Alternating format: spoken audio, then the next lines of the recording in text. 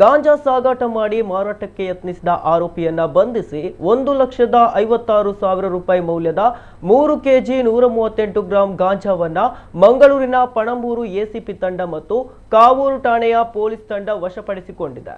ಉಳ್ಳಾಲ ಮುಕ್ಕಚೇರಿಯ ಹಿಲೇರಿಯಾ ನಗರದ ನಿವಾಸಿ 26 ವರ್ಷ ಪ್ರಾಯದ ಇರ್ಷಾದ್ ಯಾನೆ ಇರ್ಷಾ ಬಂಧಿತ ಆರೋಪಿಯಾಗಿದ್ದಾನೆ.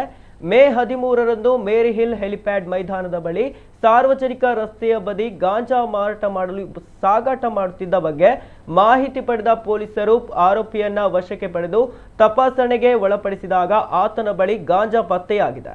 ಪೊಲೀಸರು ಗಾಂಜಾ ಮತ್ತು ಕೃತ್ಯಕ್ಕೆ ಬಳಸಿದ ಮೊಬೈಲ್ ಫೋನ್, ಸ್ಕೂಟರ್ ಹಾಗೂ ಇತರ ಸೊತ್ತುಗಳನ್ನು ವಶಪಡಿಸಿಕೊಂಡಿದ್ದಾರೆ.